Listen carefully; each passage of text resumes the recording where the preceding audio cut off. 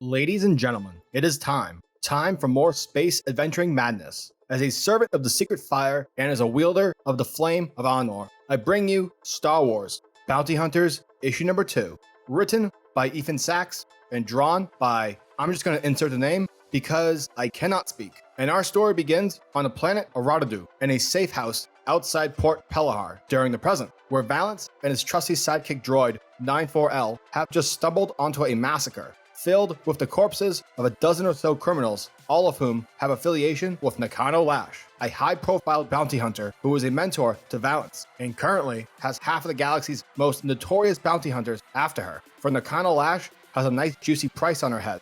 Valance's droid 94L reports saying that Nakano's trail has gone cold, but Valance isn't taking no for an answer and tells the droid to keep searching the computer's databanks. Valance begins to inspect the corpses and manages to come across the body of a black markets dealer who went by the name of Jorstek. Apparently, Mr. Jorstek was Valance's contact towards helping in locating Nakano Lash's location. Disappointed, Valance begins drinking the hard stuff. Soon after, we are given a flashback of the same place, but many years prior, where we see Nakano Lash, Jorstek, To'Ungar, and his sister, To'Unga, witnessing a group of Imperial stormtroopers whom are searching the establishment for a runaway thief. A young Valance, who is not the biggest fan of the Empire, immediately sparks a scuffle amongst the soldiers. Unfortunately, Valance is shot during the fight, and just as he's about to be executed, Nakano Lash, who is admiring his bravery from across the room, joins in on the fray, killing off the Imperial reinforcements. The flashback ends with Valance's cybernetic implants fading in and out, with the last thing that he's able to see is Jorstek standing over his wounded body. Back in the present,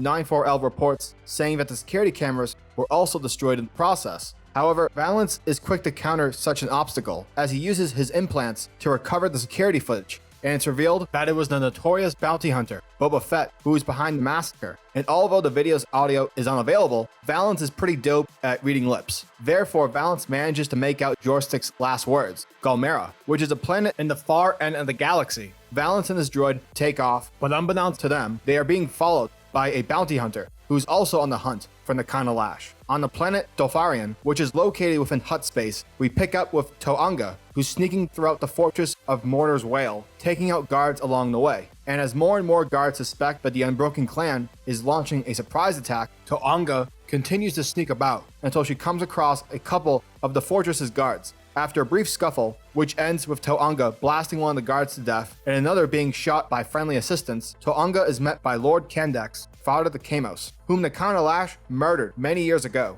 To'Unga informs Lord Kandex that she's not here for the bounty's reward or the recognition, but rather she's here for information in regards to Nakano Lash's whereabouts. For To'Unga is only interested in getting revenge for the fate of her brother. On the graveyard planet of Galmera, Valance and 94L are exploring a large cemetery, which holds the location of Nakano Lash's parents' grave. Valance begins to smell something which is emitting from the gravesite itself. 94L explains that the smell is composed of artificial pheromones, which are a recreation of the Notilla, which is the language of the Nutalans. Yeah, I said that wrong, probably most deaf. That translates to beloved parents taken too soon. Valance touches the marker, hoping to find more clues. The pheromone composition changes upon Valance's touch, which caused the scent to translate to map coordinates. But unfortunately, we'll have to wait till next time to find out where it points, because badass Trandoshan bounty hunter Bosk is here to kick some serious ass.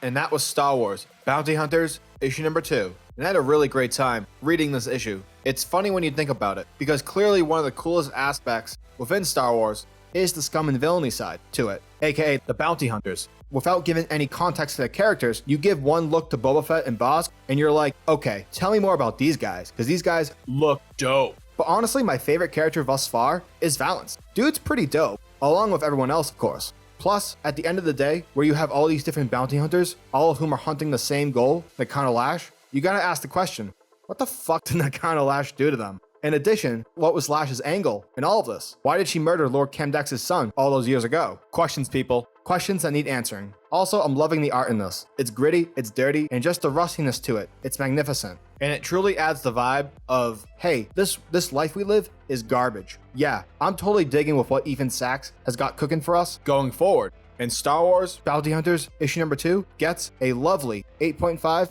out of 10.